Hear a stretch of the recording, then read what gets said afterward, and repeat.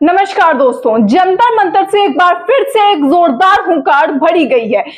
चंद्रशेखर आजाद ने भी एक बड़ा फैसला लिया है, एक बड़ी बात कही है। वही पहलवानों का बड़ा फैसला सामने आया है, क्योंकि लगता है कि अब केंद्रीय खेल मंत्री अनुराग ठाकुर की अपील का जंतर मंतर पर धरना दे रहे पहलवानों पर कोई असर नहीं हो रहा है। और ऐसा नहीं है कि असर सिर्फ यहाँ नहीं हो रहा, असर वहां यानी कि सरकार पर भी नहीं दिख रहा है, क्योंकि एक महीने होने को है।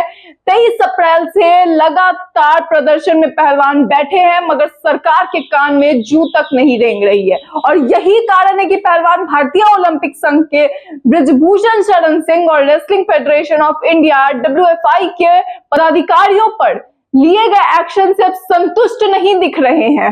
और अब शायद यही वजह है कि अनुराग ठाकुर की अपील के ठीक अगले ही दिन यानी 15 मई 2023 को विनेश फोगाट ने जंतर मंतर से हुंकार भरी है। और साथ ही साथ इस प्रदर्शन को नई दिशा देते हुए मार्च भी निकाला गया है। उन्होंने ऐलान किया कि पहलवान अब अपने प्रदर्शन का दायरा बढ़ाएंगे। दायरा जो है वो जंतर मंतर तक था अब तक, लेकिन अब वो सीमित नहीं है, क्योंकि उन्हें लगता है कि उनके आंदोलन को दबाने की कोशिश की जा रही है। और जंतर मंतर पर जहां पहलवान धरना दे रहे हैं, उतने क्षेत्र को जेल में तब्दील करने की कोशिश की जा रही है, क्योंकि लगातार जो तस्वीरें आ रही है उसमें किस तरीके से बैरिकेड से उसे जाम किया जा रहा है, वो देखकर आप हैरान रह जाएंगे। और इसी प्रक्रिया में आज जो जंतर मंतर के खिलाड़ी है वो सभी कनॉट प्लेस पर कल उतरे, मार्च निकाला गया, जिसके नजारे का एक वीडियो कैमरे में कैद है। सबसे पहले तो आप उस वीडियो को देखिए।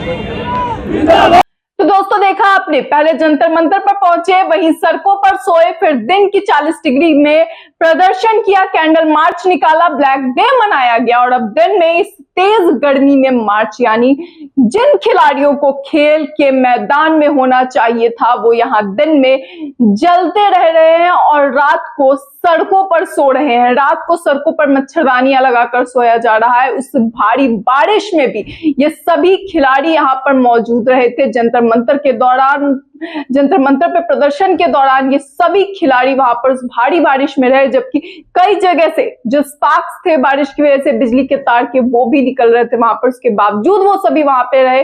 झड़प के बाद जो बैरिकेड्स लगातार टूटे थे उन सब की तुरंत ही बिल्डिंग कराकर वापस से उसे जेल का स्वरूप दे दिया गया उस प्रदर्शन स्थल को।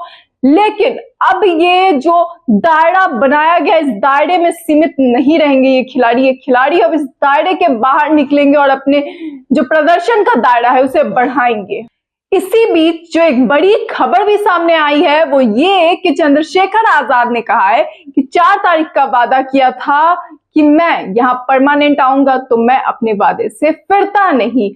मैं यहाँ अब इनके साथ ही रहूंगा। अब मैं आ गया हूं तो मुझसे प्यार करने वाले लोग भी आ जाएंगे। कल रात को घटना हुआ है तो अब जरूरी है, ये बात उन्होंने 4 तारीख को ही कही थी, 4 मई को, जब पुलिस से एक रात पहले झड़प हुई थी। उसके बाद उन्होंने ये बात कही थी। और अब उन्होंने कहा है कि जब तक पहलवान बैठेंगे तब तक चंद्रशेखर आजाद भी वहीं रहेंगे। यानी कि उन्होंने भी अपना बोरिया बिस्तर उठाकर जंतर मंतर पर अपना प्रदर्शन का एक बड़ा हिस्सा बन चुके हैं। वो जंतर मंतर पर पहलवानों के साथ वो वहां पे बैठेंगे। इसी दौरान विश्व चैंपियनशिप में 2 बार पदक जीतने वाली पहली भारतीय महिला पहलवान विनेश फोगाट ने कहा कि हम सिर्फ प्रोटेस्ट साइट पर ही बैठकर प्रदर्शन को आगे नहीं बढ़ाएंगे, यानी जंतर मंतर पर बैठकर, बल्कि हम जंतर मंतर से बाहर जाकर भी आंदोलन को बढ़ाने का काम करेंगे। जैसा कि मैंने आपको बताया कि अब सारे खिलाड़ी अब सिर्फ जंतर मंतर पर बैठकर प्रदर्शन नहीं करेंगे, क्योंकि कहीं ना कहीं जो है उन्हें वहां पे रोकने की कोशिश की जा रही है।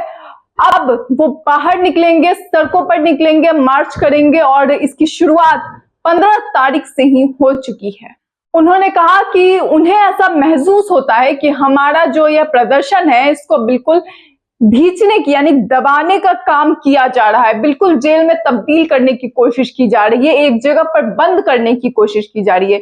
यानी अब पटकनी खेल के मैदान में तो बहुत दे दी इन्होंने, अब सरकार को दी जाएगी, उसकी तैयारी की जा रही है। बारी खिलाड़ियों की नहीं, बारी अब सरकार की है पटकनी खाने की। विनेश फोगाट ने अपनी बात जारी रखते हुए कहा, तो हम इनको जितना ओपनली जाकर हर व्यक्ति तक पहुंचना चाहते हैं, क्योंकि यह देश की बेटियों की लड़ाई है। यह सिर्फ कुश्ती और सिर्फ कुश्ती की महिला खिलाड़ियों की बात नहीं है, यह हर उस स्पोर्ट्स पर्सन की आवाज है, यह हर उस महिला की आवाज है जो अलग अलग क्षेत्रों में काम करती है और उनके साथ शोषण होता है, लेकिन वह अपनी आवाज नहीं उठा पा रही। विनेश ने कहा, हम इस प्रदर्शन को विश्व स्तर पर ले जाएंगे, हम अन्य देशों के ओलंपिक पदक विजेताओं से संपर्क करेंगे, हम उन्हें पत्र लिखकर उनके समर्थन मांगेंगे। पहलवानों ने भारतीय कुश्ती महासंघ WFI के पूर्व अध्यक्ष बृजभूषण शरण सिंह को गिरफ्तार नहीं करने की स्थिति में विदेश के ओलंपिक पदक विजेताओं और खिलाड़ियों से संपर्क करके अपने आंदोलन को वैश्विक मंच पर ले जाने का फैसला किया है। यह बड़ा फैसला अब सामने आया है कि पहलवान अब इसे इंटरनेशनल लेवल पर लेकर जाएंगे। पहलवानों ने कहा कि आंदोलन को लेकर 21 मई के बाद एक बड़ा फैसला लिया जाएगा। इसी दौरान 15 मई को वरिष्ठ नेता और पूर्व राज्यपाल सत्यपाल मलिक भी जंतर मंतर पर पहुंचे थे उन्हें सपोर्ट करने के लिए, और केंद्र सरकार के पूर्व मंत्री और भाजपा नेता चौधरी वीरेंद्र सिंह भी जंतर मंतर पहुंचे और पहलवानों को अपना समर्थन दिया। यानी एक तरफ जहां बीजेपी के ही 2% लोग इन नेताओं का सपोर्ट ना करके इन पहलवानों का सपोर्ट कर रहे हैं, तो वहीं 98 ने अपने कान बंद कर रखे हैं कि भैया हमने तो कुछ सुना ही ना, हम बोलेंगे क्या इस चीज पर। कोई समर्थन में उतरा है तो कोई सपोर्ट देना ही नहीं चाहता, यानी एक भी बयान उस सपोर्ट में नहीं आया है। पहलवानों के सपोर्ट में बीजेपी के शायद ही गिने चुने किसी नेता ने सपोर्ट किया है, वरना किसी का कोई बयान अब तक सामने नहीं आया है। हालांकि इसी समर्थन में उतरे चौधरी वीरेंद्र सिंह ने कहा कि पहलवानों ने जिन विषयों पर अपनी आवाज बुलंद की है उन विषयों का समाधान जल्दी निकालें, और अगर कोई दोषी है तो उस पर कार्रवाई हो। जो जांच चाहे वो पुलिस करे, चाहे कोई कोर्ट की बनाई हुई कमेटी करे और चाहे स्पोर्ट्स काउंसिल करे।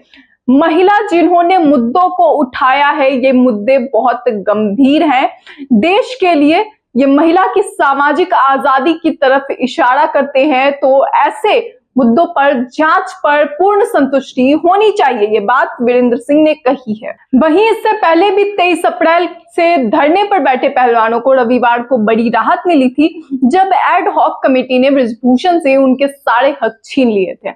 रेसलिंग फेडरेशन ऑफ इंडिया के कामकाज खुद देखने का फैसला किया गया था। यानी जिस इस्तीफे की लगातार बात कही जा रही थी कि बृजभूषण कह रहे थे कि मैं खुद ही इस्तीफा दे दूंगा, फिर बाद में उन्होंने कहा कि मैं आरोपी के रूप में इस्तीफा नहीं दूंगा, तो अब वो इस्तीफा ले लिया गया है। अब तक पहलवानों को कई राजनीतिक पार्टियों का समर्थन मिला है। हालांकि अब तक बीजेपी की ओर से 1-2 को छोड़ दिया जाए तो खिलाड़ियों से मिलने कोई नहीं पहुंचा है। इसी कारण पहले भी पहलवानों ने बड़ा कदम उठाया था जब उन्होंने बीजेपी की महिला सांसदों को खत लिखा था। धरने पर बैठे पहलवानों ने बीजेपी की महिला MP को खुलकर खत में लिखकर उनसे समर्थन मांगा था।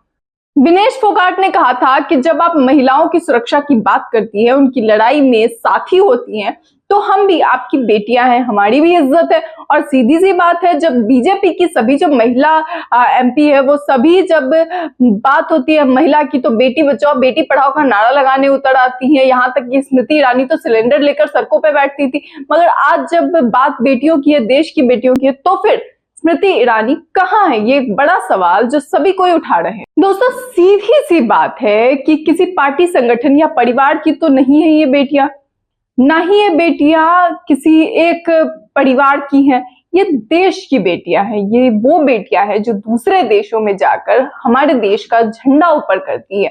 बात उन बेटियों की सुरक्षा की नहीं है, सिर्फ बात देश की हर बेटी की सुरक्षा की है और सरकार इसे लेकर कोई बयान नहीं देने को तैयार है। लोकतांत्रिक देश में जितनी चीजें विरोध दिखाने के लिए होनी चाहिए वो सब कुछ की जा चुकी हैं, यानी कि हर चीज इंप्लीमेंट हो चुकी है। कैंडल मार्च हो या फिर ब्लैक डे हो, सड़क पर सोना हो, बारिश में टिके रहना, सब कुछ, याचिका से लेकर खत तक। मगर ब्रजभूषण शरण सिंह अब भी वो बाहर है, मजे से है, मगर ये पहलवान सुकून से तब तक नहीं बैठेंगे जब तक ब्रजभूषण शरण सिंह जेल नहीं जाएंगे। ये इनकी जिद है, ये इनकी मांग है, जिसके बिना अब ये प्रदर्शन न रोकने की बात की जा रही है। लगातार ये बात कही जा रही है, आगे क्या होता है ये तो आने वाला समय बताएगा।